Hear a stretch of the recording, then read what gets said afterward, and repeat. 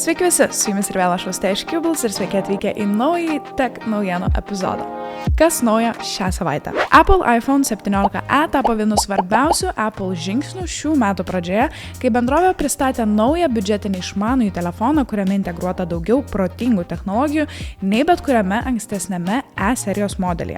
Naujasis iPhone 17e išsiskiria tuo, kad pradinė kaina išlieka $599, tačiau šis telefonas siūlo ženkliai daugiau nei modelis buvęs prieš tai. Po savo korpusu iPhone 17e naudotojus pasitiks A19 čipu, tuo pačiu, kuris debiutavo su pilnos kainos iPhone 17 serija. Šis procesorius ne tik įgalina greitesnį kasdienį veikimą ir efektyvesnį energijos naudojimą, bet ir suteikia galimybės vietinėms AI funkcijoms, plačiau integruotiems protingiems sprendimams, kuriuos Apple kuria savo ekosistemoje. Beje, prieš porą savaičių kalbėjom apie vėlavimus AI su Apple, tai galit pasižiūrėti 2 savaičių video atgal.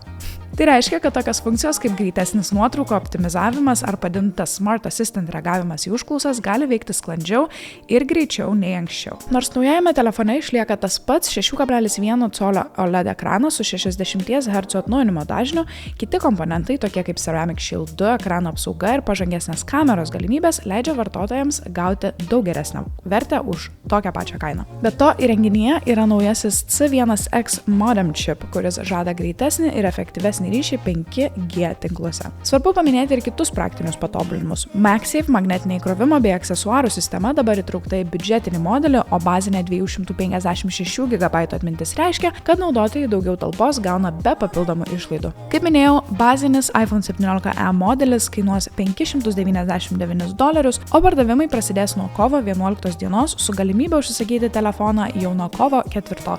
Toliau liekant prie Apple taip pat oficialiai atnaujino savo iPad Air planšetes su greitesniu M4 čipu. Naujasis modelis startuoja nuo $599 ir tai yra pirmasis Air atnaujinimas po to, kai Apple pradėjo naudoti savo pačios Apple Silicon architektūrą šiose planšetėse. Pagrindinė naujovė Apple M4 čipas. Nors ankstesniuose iPad Air modeliuose naudotas M2 procesorius jau buvo pakankamai galingas, M4 suteikia reikšmingą našumo padidėjimą tiek procesoriui, tiek grafikai. Tai reiškia sklandesnį darbo tempą su daugiafunkcinėmis programomis, kurias siūlo iPad OS, taip pat geresnį našumą kūrybinių programų naudojime. Apple taip pat teigia, kad M4 čipas geriau išnaudoja energiją, kas reiškia ilgiau veikiančią bateriją net intensyvaus naudojimo metu. Nors oficialių testų dar neturime, Apple tinklapis pateikia palyginimus, rodydamas, kad naujoji Air versija veikia arti Pro lygio našumo tam tikrose užduotise. Iš esmės, naujasis iPad Air savo išoriniu dizainu mažai skiriasi nuo ankstesnių modelių. Tai vis dar plonas, lengvas korpusas su 10,9 colių Liquid Retina ekranu palaikančiu True Tone ir plačias spalvų gamas. iPad Air turi standartinę 12 megapikselių galinę kamerą ir 12 megapikselių priekinę Center Stage vaizdo kamerą pokalbiams, kurie automatiškai seka veidą susitikimų metu ir palaiko gerą vaizdo kokybę net judant. Planšetė taip pat palaiko USB-C jungtį bei Wi-Fi 6E ir 5G ryšį. Todėl spartus interneto ryšys ir greitas duomenų perdavimas neišgąsdins net reiklesnių vartotojų. Naujame iPad Air veiks iPadOS 26, kuris šioje versijoje stipriai integruos darbą su daugybė langų, Stage Manager režimais, programų bendrinimo galimybėmis ir daugeliu kitų funkcijų, kurios leidžia planšetę naudoti ne tik pramogoms, bet ir rimtesniems kūrybiniams bei profesiniams darbams. Naujasis iPad Air, kaip jau minėjau, Amerikoje kainuos nuo $599, o kitose šalise dar pažiūrėsim. Planšetės prekyba prasidės netrukus po paskelbimo ir vartotojai jau gali ją rezervuoti daugelyje šalių. Pastarosiomis dienomis vis daugiau vartotojų pradėjo atsisakyti ChatGPT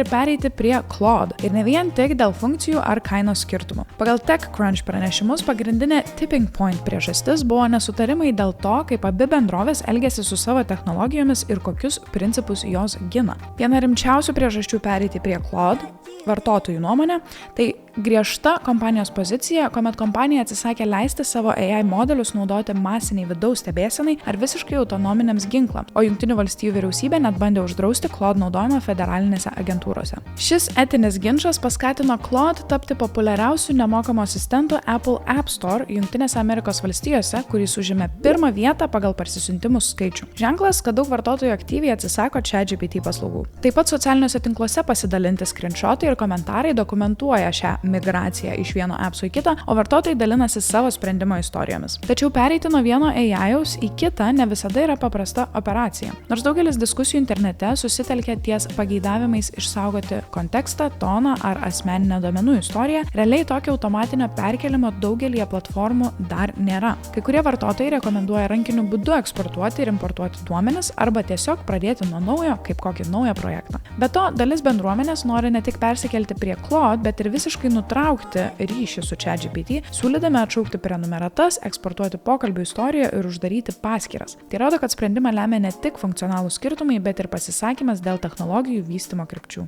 Visgi ne visi ekspertai ir vartotojai pritarė tokiam masiniam perėjimui. Kai kurie pažymi, kad etiniai klausimai yra daug platesni ir netgi ir Claude bendradarbiauja su kitais technologijų partneriais, kuriuos taip pat kritikavo dėl susijusių klausimų. Todėl renkantis alternatyvą svarbu vertinti ne tik prekės ženklą, bet ir funkcijas bei savo poreikius. Nvidia paskelbė didžiulę investiciją į optinės ir fotonikos technologijas, žengiant dar vieną žingsnį link spartesnės ir efektyvesnės dirbtinio intelekto data centrų infrastruktūros kūrimo. Nu ir sakinukas. JAV mikroprocesorių milžinė pranešė, kad investuos po $2 milijardus į dvi reikšmingas optinių komponentų gamintojas – Lumentum Holdings ir Coherent, iš viso skirdama maždaug $4 milijardus šiam tikslui. Tokios investicijos yra dalis Nvidia strategijos pagreitinti AI duomenų centrų čipų veikimą ir užtikrinti, kad naujausios kartos procesoriai galėtų patenkinti augančią dirbtinio intelekto kompiuterijos paklausą. Optinės ir fotonikos technologijos, įskaitant lazerius, optinius tinklo junginius ir naujoviškus optinius elementus, leidžia duomenis siųsti šviesos greičiu, o tai gerokai padidina duomenų pralaidumą, sumažina delsą ir energijos sąnaudas palyginti su tradicinėmis metalinėmis jungtimis. Po šios žinios Lumentum ir Coherent akcijos stipriai pakilo. Abi sandorio dalis apima ilgametes pirkimo sutartis ir ateities gamybos pajėgumų prieigos teisės, taip suteikiant Nvidia prioritetą prieigai prie pažangių lazerių ir optinių komponentų, svarbių tiek naujiems tinklams, tiek spartai didinti reikalingoms sistemoms. Lumentum taip pat pranešė, kad planuoja naują gamyklą Jungtinėse Amerikos valstijose, kad padidintų gamybos apimtis ir palaikytų didėjantį technologijų poreikį. Kodėl tai svarbu?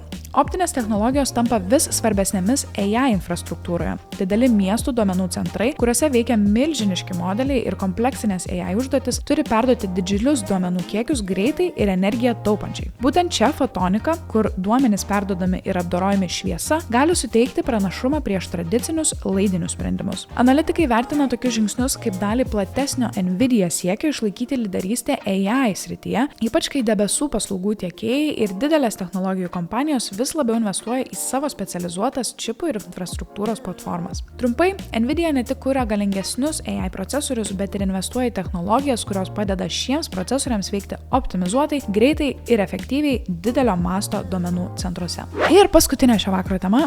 Honor atskleidė robotizuoto išmaniojo telefono viziją. Įrenginį, kuris gali aktyviai reaguoti į aplinką ir išplėsti šiandieninių telefonų galimybės. Naują koncepcinį Robot Phone modelį gamintojas pristatė šių metų Mobile World Congress Barcelonoje ir jis žada būti vienas įdomesnių šių metų mobiliųjų inovacijų pavyzdžių. Honor Robot Phone iš pirmo žvilgsnio atrodo kaip įprastas modernus išmanusis telefonas, tačiau jo kamera nėra įprasta. Ji yra pritvirtinta prie robotizuotos mechaninės rankos, kuri gali judėti, pasisukti ir automatiškai fotografuoti ar filmuoti tiksliau nei įprasti sprendimai. Ši sistema paremta AI objektų sekimu, todėl kamera gali nustatyti ir sekti judančius objektus be vartotojo rankinio valdymo, išlaikydama gerą kadrą ir stabilumą net judriose situacijose. Tokios robotikos integravimas į telefoną yra retas reiškinys. Vietoje tradicinių fiksuotų modulinių sprendimų Honor naudoja 4 ašių stabilizaciją, kuri leidžia kamerai ne tik stabilizuoti vaizdą, bet ir fiziškai pasukti ar net judėti pagal situaciją ar užklausas. Tokios robotikos integravimas į telefoną yra retas reiškinys. Vietoje tradicinių fiksuotų modulinių sprendimų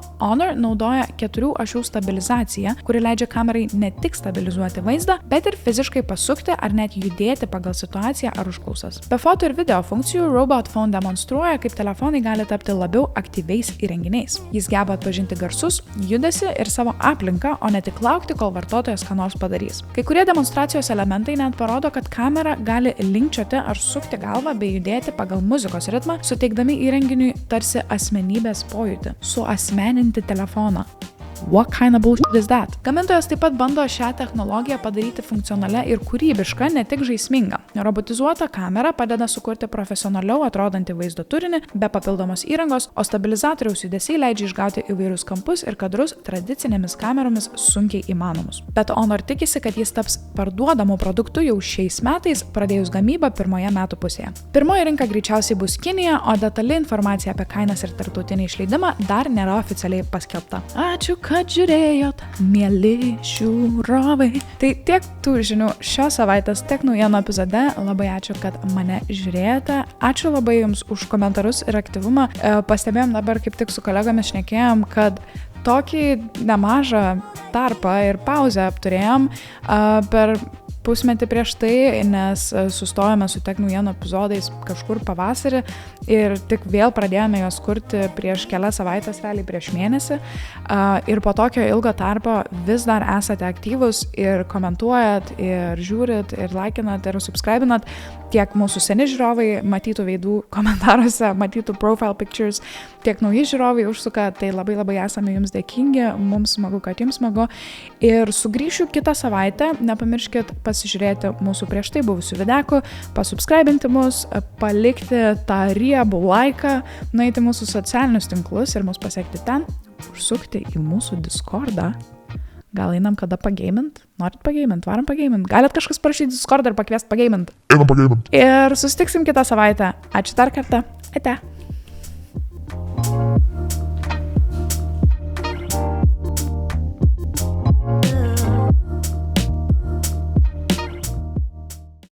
Einam pageimint.